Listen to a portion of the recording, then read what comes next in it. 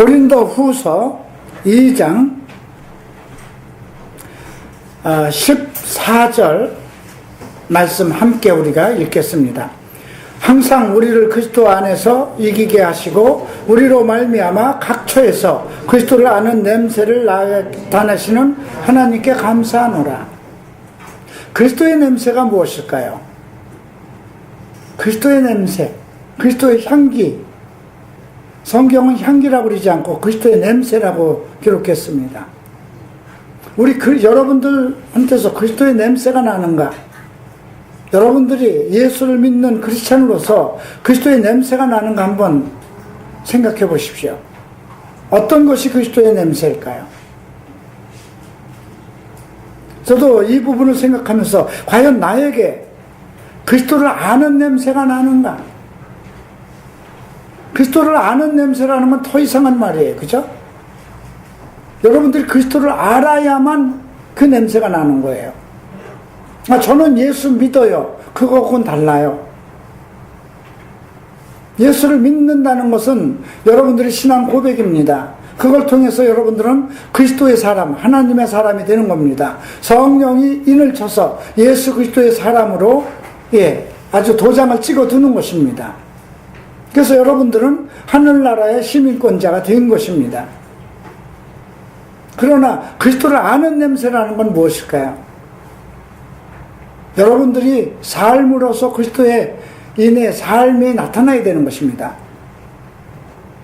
여러분들 생활이 완전한 그리스도인으로서 생활을 해야 되는 것입니다. 슬플 때나 고난을 받을 때나 아플 때나 기쁠 때나 어떤 때라도 예수 그리스도를 아는 그 지식이 여러분을 통해서 나타나야 되고 예수 그리스도의 삶이 여러분을 통해서 나타나야 되는 것입니다. 예수 그리스도의 형상이 여러분들을 통해서 나타나야 되는 것입니다. 그래서 우리가 나중에 그리스도를 볼 때에 그가 나와 같은 것을 안다고 그랬습니다. 여러분들의 변화가 그리스도의 형상을 닮아가는 것입니다. 우리가 첫사람 아담의 형상은 잃어버렸습니다. 이제 둘째 사람 그리스도가 우리를 살리시는 분입니다. 그래서 그리스도를 닮아가는 그 모습을 회복하는 것입니다. 그럼 어떻게 해야 그것이 될까요? 오늘 바울은 상당히 1장과 또 다른 메시지를 우리에게 전달하고 있습니다. 내가 내게 다시 근심으로 너에게 나아가지 않기로 스스로 결단하였다. 여러분, 우리가 1장에서 고린도 후서 1장에서 고린도 사람들에게 위로의 메시지가 계속 전달되어 있어요. 위로라는 단어가 9번이나 쓰여져 있어요. 무엇인가 그들이 근심으로 가득 찼던 것입니다. 왜 근심으로 가득 찼을까 생각해 봐야 돼요. 왜 근심으로 쌓여 있을까요? 여러분들이 자녀들이 몇 날 며칠 동안 부모에게 야단을 맞았다고 해보십시다. 그들이 잘못하는 것을 일일이 전부 다 얘기하면서 아버지가 정말 밥도 안 먹고 정말 눈물을 글썽글썽하면서 그 아들을 며칠 동안 책망을 했다고 하십시다. 그 아이는 근심으로 지낼 수밖에 없겠죠. 그럼 그때 무엇이 필요할까요? 위로가 필요한 것입니다. 대개 아버지에게 책망을 받으면 어머니가 위로를 해줍니다. 아빠는 너 잘 되라고 하는 거야. 아빠 마음 알지? 그렇게 해서 아들의 마음을 풀어줍니다. 오늘 바울은 그런 심정으로 지금 이 글을 쓰는 것이 아닌가 그렇게 생각을 합니다. 왜 그랬을까요? 자, 2절을 봅니다. 내가 너희를 근심케 하게 하면 나의 근심하게 한 자밖에 나를 기쁘게 하는 자가 누구냐? 고린도 교회 성도들이 전부 다 그렇게 잘못한 것은 아니었어요. 그러나 지금 바울은 고린도 교회를 책망했어요.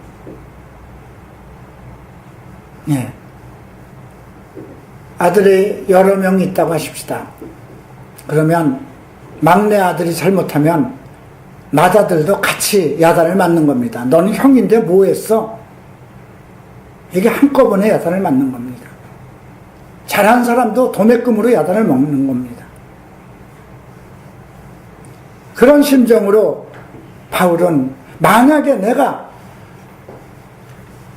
근심으로 너에게 나아간다면, 내가 너희를 더 이상 근심케 한다면, 너희를 근심케 한 자, 나를 근심케 한 자, 그를 더 기쁘게 하는 거 아니냐. 고린도 교회에 많은 문제가 있었어요. 그 문제를 일으킨 사람들이 있었어요. 그 문제를 일으키면서도 그 즐거워하는 사람들이 있었어요. 자, 그러면 어떤 문제를 바울이 책망했는가 우리가 다시 한번, 그래서 이것은 2장은 고린도 전서 전체를 우리가 살펴봐야 되는 겁니다. 1장에서는 교회가 분열된 것에 대해서 책망했습니다. 예수파다, 게바파다, 아볼로파다. 바울이 그래서 내가 너희를 위해서 십자가를 졌느냐? 내가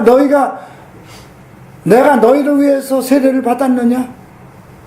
이렇게 언급하고 있습니다. 2장에서는 영적 지혜를 갖지 못해서 어떤 영불변을 하지 못하는 것, 그들에게 엄청난 은사를 주었는데도 영적 지혜를 얻지 못하여서 그들이 어떤 부분이 옳고 그른 것을 분별하지 못하는 것입니다. 신천지의 문제가 무엇인지, 여호와의 증인의 문제가 무엇인지, 과연 많은 교회에 잘못된 그런 문제들이 무엇인지 이걸 분별 못하는 것입니다. 세월호의 문제가 무엇이고 그 구원파의 문제가 무엇이며, 오늘날 우리 교회 안에 일어나는 많은 문제들 속에서도 자꾸 파가 달리죠. 그죠? 목사들과 성도들이 싸움을 하고 목사들이 엄청난 잘못을 하는데도 그것을 잘했다고 지키는 성도들이 있는가 하면 거기서 나와서 또 반대파를 만드는 것, 이런 문제들 영적으로 깨이지 못하기 때문에 그럽니다. 여러분들 혹시 내가 어떤 문제로 크게 잘못하면 여러분들은 그냥 교회 떠나셔야 됩니다. 왜? 이미 하나님으로부터 나는 내가 떨어져 나간 것이기 때문에 나를 옹호해서는 안 되는 것입니다. 내가 만약 도둑질을 했다고 하십시다. 내가 다시 한번 성적으로 문제가 생겼다고 하십시다. 나를 두둔해서는 안 되는 거예요. 내가 회개하도록 책망하고, 내가 나를 책망하고 나의 잘못을 언급했는데도 그 잘못을 회개하지 않고 계속 동일한 변명과 잘못을 일삼는다면 여러분들은 과감하게 나를 버리고 떠나가야 되는 것입니다. 그런데 고린도 교회는 그러질 못했습니다. 3장에서는 영적 생활을 하지 못하는 성도들에 대해서 책망을 했습니다. 4장에서는 사역자들이 헌신을 하면서도 비성경적인 헌신을 하는 것을 책망했습니다. 5장에선 음영한 형제 하나를 아주 출교했습니다. 아비의 계모와 간통을 한 그 형제를 출교시켜버렸습니다. 6장에서는 불의한 자는 하나님의 나라를 상속받지 못한다고 그러고, 인간 보통 믿는 자들이 가지고 있는 모든 문제, 우상의 문제, 음행의 문제, 간음의 문제, 술 취함의 문제, 동성애의 문제, 이런 문제, 이런 자들은 예수를 믿었어도 당신들은 하나님의 나라를 상속받지 못한다고 엄하게 책망하였습니다. 7장에서는 부부관계의 문제점을 언급했습니다. 부부가 의롭지 못하고 거룩한 생활을 하지 못하는 부분에 대해서 책망했습니다. 8장에서는 우상의 재물을 마음대로 먹는 것에 대해서 책망했습니다. 9장에서는 일하지 않고 노는 사역자들을 책망했습니다. 10장에서는 비성경적인 생활 방법에 대해서 책망했습니다. 11장에서는 남자와 여자의 권위 이탈을 책망했습니다. 여자의 머리는 남자요, 남자의 머리는 그리스도의 머리는 하나님인데 너무 여자들이 교회 안에서 설친 부분을 책망했습니다. 12장부터 14장까지는 은사에 대한 남용들, 잘못된 방언, 잘못된 예언, 잘못된 방언 통역에 대해서 이런 부분을 책망했습니다. 15장에서는 왜곡된 부활신앙, 부활이 없다, 휴거가 없다 하는 잘못된 것에 대해서 책망했습니다. 그리고 16장에서는 헌금에 대해서, 그들의 헌금에 대해서 사람 목사 앞에서나 사도 앞에서만 뭔가 이렇게 보이려고 하는, 사람에게 보이려고 하는 그러한 잘못된 헌금 생활에 대해서 책망했습니다. 자, 여러분, 이렇게 많은 책망을 받았다면 성도들의 입장에서는 어떨까요? 마음이 무겁죠. 그래도 나름대로 예수 믿고 이방 생활 속에서 다 이방신을 정리하고 그리고 오직 주 예수를 정말 열정적으로 믿어왔던 겁니다. 열정적으로 정말 감사하며 은혜롭게 믿어왔습니다. 그런데 일일이 낱낱이 잘못된 부분에서 책망을 받았으니 그들의 심정은 어땠을까요? 우울하고 침울하고, 와, 나는 아직도 크리스찬이 아니구나. 나는 아직 천국에도 못 들어갈 놈이구나. 나는 아직 정말 성도도 아니구나. 그런 마음이 왜 없었겠어요? 바울 사도가 하나님의 사도로서 성령의 말씀으로 그들에게 책망을 했다면 그들은 성령 안에서 정말 감당할 수 없는 그런 회개와 그런 아픔과 고통을 영적으로 느낄 수밖에 없었던 것입니다. 그래서 바울은 그들을 위로해야 되겠다 싶어서 고린도후서를 다시 씁니다. 첫 번째 편지가 책망이었다면 두 번째 편지는 위로의 편지입니다. 그러면서 2장에서는 내가 더 이상 너희를 근심하지 않겠다 이렇게 작정을 합니다. 너 근심으로 너희에게 나가지 않겠다. 기쁜 마음으로 나가겠다. 내가 근심을 하게 되면, 근심으로 너희에게 나간다면 나의 근심을 하게 한 자 그들 밖에 기쁘게 할 것이 누구겠느냐 이렇게 얘기를 하죠. 자, 3절 봅니다. 내가 이같이 쓴 것은 내가 갈 때에 마땅히 나를 기쁘게 할 자로부터 도리어 근심을 얻을까 염려하며 또 너희 무리에 대해서 나의 기쁨이 너희 무리의 기쁨인 줄 확신함이니라. 바울을 마음으로 기쁘게 사랑하는 사람들이 있었습니다. 예. 그런데 만약에 지금 내가 이제 바울은 고린도 교회를 다시 갈 계획을 가지고 있는 거예요. 그래서 근심으로 가지 않고 그들이 이제 기쁨으로 맞이할 수 있도록 그런 마음을 가지고 나가기를 소망하고 있는 것입니다.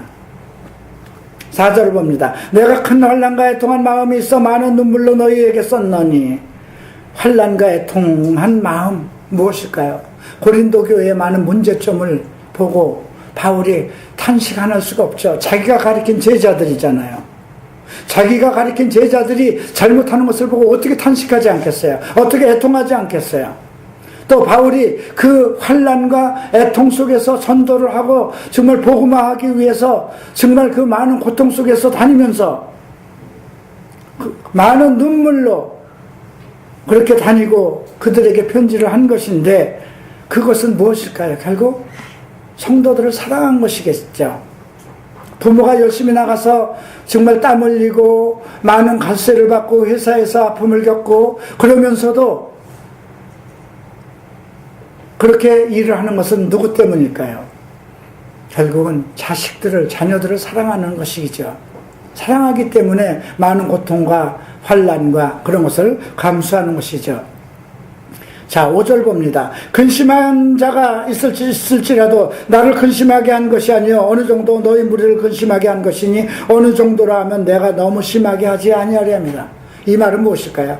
이 어떤 자가 자꾸 근심하게 만든 그 원인을 제공한 자가 있는데 그는 나를 근심하게 한 것이지만 그것은 사실 너희와 나와 똑같은 너희를 근심하게 한 것이다.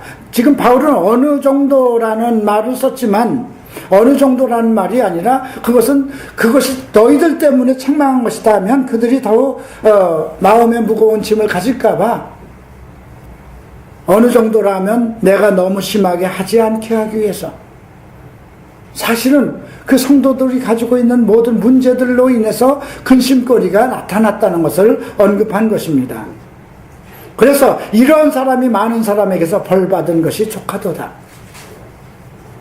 그런 음행과 간음과 술과 우상숭배와 이런 것에 빠진 사람들, 교회를 분열을 시켰던 사람들, 가정에서의 질서를 지키지 못했던 사람들, 고린도전서에서 언급된 많은 그런 일들을 온전치 행하지 못한 그들이 많은 사람에게서 벌받은 것이 조카도다. 이 말은 무엇일까요? 이제 성도들 간에 서로 책망을 하고 성도들 간에 그런 문제들에 대해서 용납하지 않아야 되는 그러한 교회가 되어야 된다는 것입니다. 만약에 여러분들 속에 누가 음행하는 것을 본든가 담배 피는 것을 보든가 술 먹는 것을 보면 그대로 두면 안 된다는 것입니다. 왜냐하면 그를 책망하는 것은 그 책망을 통해서 그 사람을 온전한 하나님의 사람으로 만들어야 되기 때문에 그렇습니다. 그래서 이러한 사람이 많은 사람에게서 벌받은 것이 족하다 그랬어요. 참 이거 쉽지 않은 말입니다. 그런데 보세요. 7절. 참 바울은 그 한 사람이 서로 담배를 피고 술도 먹고 음행도 빠졌다 할지라도 그 사람이 잘못돼서 떨어져 나갈까 봐 근심을 합니다. 그런즉 너희는 차라리 저를 용서하고 위로할 것이니 저가 너무 많은 근심에 잠길까 두려워하느라. 그죠? 이게 부모의 마음이죠. 자식을 막 책망하고 나는데 저 자식이 나가가지고 잘못되면 어떡할까 이걸 걱정하는 거예요. 바울이 자기 제자들을 그 사랑하는 성도들에게 잘못을 다 책망을 했는데 그들이 이제 성도들이 서로 그래 이거 다 너 아직도 이 문제 해결 안 됐구나 서로 이렇게 비판하고 권면하고 이런 문제로 인해서 그 근심이 쌓여서 그 사람이 완전히 믿음 바깥으로 떨어져 나가지 않을까. 그렇기 때문에 너희는 서로 용서하고 위로하라는 것입니다. 책망을 그가 하나님의 말씀으로 사도로부터 하나님의 말씀으로 책망을 받았은즉 그 심령이 애통하면서 회개할 기회를 줘야 되지 않느냐 이런 얘기입니다. 그러므로 우리가 8절 다시 함께 읽어보십시다. 그러므로 너희를 권하노니 사랑을 저희에게 나타나라. 서로 잘못하는 사람이 있어도 우리가 해야 할 일은 사랑이라는 것입니다. 서로 누가 잘못하고 누가 아직도 어떤 그 성경에서 그 많은 일들을 하고 있을지라도 우리는 그 잘못에 대해서 이야기는 하지만 그를 용서하고 위로하고 차라리 사랑을 해야 된다는 것입니다. 그래서 9절에 보면 너희가 범사에 순종하는지 그 증거를 알고자 하여 내가 이것을 썼노라. 그러니 이제 바울이 이걸 쓰면서 그 잘못된 사람들을 위로하고 용서하고 그리고 서로 사랑을 실천하라고 이 편지를 쓰는 것입니다. 자 10절 너희가 무슨 일이든지 네게 용서하면 나도 그리하고 내가 만일 용서한 일이 있으면 용서한 그것은 너희를 위하여 그리스도 앞에서 한 것이다. 너희가 서로 용서하면 서로 아비의 계물을 서로 통간해서 그를 어떻게 했어요? 사탄에게 내어 던졌다고 그랬어요. 사탄에게 내어 던졌다는 건 무엇일까요? 완전한 출교입니다. 세상 밖에서 너는 그 짓 하고 그냥 살아 이거예요. 참 그게 내가 너희와 함께 있어. 내가 지금 멀리 떠나 있으나 너희와 함께 있어서 이미 그를 사탄에게 던져버렸다고 그랬습니다. 교회의 이름으로, 성도의 이름으로 그런 음행을 행하는 자, 간음을 행하는 자를 사탄에게 던져버렸다는 것입니다. 그는 이제 교회 출석하지 못하고 세상 사는 방법대로 음행을 하며 더러운 생활을 할 수밖에 없는 그런 처지로 돼버린 겁니다. 만약에 자식이 음행하고 도둑질하고 나쁜 짓을 했는데 자 너는 이 집에서 나가. 그런다면 어떻게 될까요? 그것은 부모가 그 자식을 내쫓고 망치기 위한 것이 아니라는 것입니다. 그를 회개하고 돌이키기 위한 것입니다. 그러나 교회의 이름으로 이것을 했기 때문에 교회가 그를 용서해 주지 않으면 안 된다는 것이기 때문에 내가 무슨 일이든지 네게 용서하면 나도 그리하고 너희가 먼저 그를 용서해 줘야 된다는 것입니다. 그가 잘못했을지라도 너희는 사랑하라는 것입니다. 그를 죽일 자로 몰아내지 말고 너희는 서로 사랑해서 그래서 너희가 용서를 하면 나도 용서를 하겠다는 것이죠. 그래서 내가 한 용서나 너희가 한 용서는 내가 용서할 것이고 내가 한 용서는 그리스도 앞에서 한 용서가 된다는 것입니다. 한 사람도 이루어지는 것은 하나님의 뜻이 아니기 때문에 그렇습니다. 여기에 있는 성도들, 이 땅에 예수를 믿은 그 어느 한 사람도 이루어지는 것은 하나님의 뜻이 아닙니다. 100마리의 양에서 하나가 길을 잃더라도 그걸 찾아놔야 되는 것은 100마리가 다 하나님의 것이기 때문에 찾아야 되는 것입니다. 11절 이는 우리로 사탄에게 속지 않게 하려 함이라. 우리가 그 괴계를 알지 못하는 바가 아니로다. 사탄의 괴계는 무엇입니까? 교회를 분열시키고 교회를 더럽히게 하고 그들의 누룩으로 인해서 온 땅이, 온 교회가 죄로 물들게 하는 것, 그게 첫 번째입니다. 그래서 말씀의 경고로 징계하고 출교시키고 더 이상 그런 일을 못하도록 책망하는 것입니다. 그러나 그걸로 인해서 예수 그리스도를 믿은 자들이 완전히 세상으로 돌아가서 다시 사탄의 자식이 되는 것을, 그것을 원하는 게 아니기 때문에 다시 위로하고 용서하고 사랑으로 권면해서 그 사람을 온전케 하는 것이, 그것이 하나님의 뜻인 것입니다. 자, 이제 12절부터 보겠는데요. 다른 얘기가 나와요. 내가 그리스도 복음을 위하여 드로아의 이름에 주 안에서 문이 열렸으되, 이제 이 바울이 다시 그 새로운 지역을 개척하는데 복음의 문이 열렸습니다. 그런데 내가 내 형제 디도를 만나지 못하므로, 여러분 디도는 나중에 우리가 디도서를 읽을 때도 배웁니다. 그는 원래 헬라 사람으로 개종한 사람인데 바울의 첫 번째 제자가 돼서 목회자로 헌신한 사람입니다. 그래서 나중에 디도를 통해서 그레데에다 글을 남겨두면서 그곳에 교회를 세우라고 그렇게 명령을 합니다. 그런데 디도는 여러 가지 일로 그 마게도니아도 갔고 또 고린도 일대에 복음도 전했습니다. 그런데 문제가 발생했던 것 같아요. 이게 디도가 와야 되는데 디도가 오질 못해서 내 심령이 편치 못하여 저를 작별하고 마게도냐로 갔다고 얘기를 합니다. 바울은 지금 마게도냐라는 지역에서 고린도 교회를 향해서 이러한 메시지를 전하는 것입니다. 그러니까 이 디도가 헌금을 걷기 위해서 고린도 교회를 방문했던 거예요. 그 일을 누가 제일 먼저 시작했냐면 디도가 했던 것입니다. 그런데 그 헌금이 모이지 않았어요. 어떤 헌금이냐면 예루살렘의 기근을 돕기 위한 그 헌금의 시작을 디도가 했던 것입니다. 그래서 디도가 다니면서 그 일대, 마게도냐 일대까지 고린도 아가야 일대에 가서 헌금을 모으기 시작했는데, 다른 마게도냐나 이런 데서는 충분한 연보돈이 들어왔는데 이 고린도 교회에서는 그게 모이지 않는 거예요. 왜 그럴까요? 사람을 막 칭찬을 해주고 축복을 해줘야 없는 돈도 주머니에서 끼내서 내는데, 책망을 이렇게 받으면 누가 돈을 내겠어요, 그죠? 여러분 같으면 목사가 막 야단을 치면 그 교회 성금하겠어요? 안 내는 거 빠노잖아요. 네. 그렇게 되니까 디도는 자기 책임을 완성 못하니까 심령이 상할 수밖에 없죠. 많이 괴롭죠. 우리 사도 바울은 그런 뜻이 아닌데 지금 고린도 교회 사람들은 바울에 대해서 불신하기 시작하는 거예요. 그리고 많은 그 속에서 잘못된 사람들이 막 들고 일어나서 바울을 비방하는 겁니다. 그런데 그것을 보았던 그 제자는 어떻겠어요? 심령이 상하죠. 그래서 바울을, 이 디도를 만나야 되는데 만나지 못하니까 심령이 상해서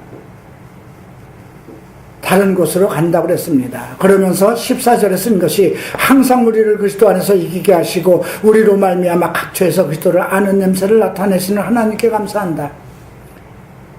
여기서 보면 우리를 그리스도 안에서 이기게 했다는 그 우리 속에는 바울과 함께 정말 말씀을 지키면서 온전한 사역을 한 사람들을 얘기하는 것입니다. 그리고 15절에 우리는 구원 얻은 자들에게나 망하는 자들에게나 하나님 앞에서 그리스도의 향기라고 그러죠. 왜 그럴까요? 잘하는 사람들에게나 또 대적하는 사람들에게나 그리스도 안에서의 향기. 바울은 빌립보에서도 이와 비슷한 얘기를 합니다. 내가 오간에 갇혀 있을지라도, 나를 비방하는 사람이 있을지라도 그 모든 것이 하나님을 향기로 나타난다는 것이죠.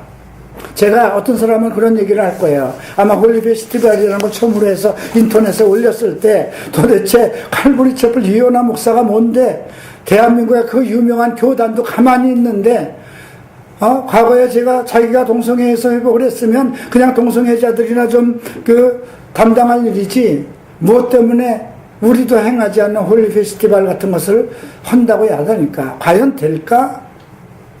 아마 비방을 했을는지도 모르겠습니다. 또 많은 비방이 이미 전화나 이런 걸 통해서 반대 세력에 의해서 많은 전화를 받고 있고요. 네, 이메일은 한쪽은 쓰지 못할 정도가 돼버리고요. 네. 그러나 어쨌든지 간에 나를 비방하는 사람이든 나를 따르는 사람들이든 나는 오직 그리스도를 아는 냄새를 나를 통해서 나타나야 된다는 것입니다. 내가 하는 일은 오직 거룩한 하나님의 뜻을 나타내기 위해서 행해야 된다는 것입니다.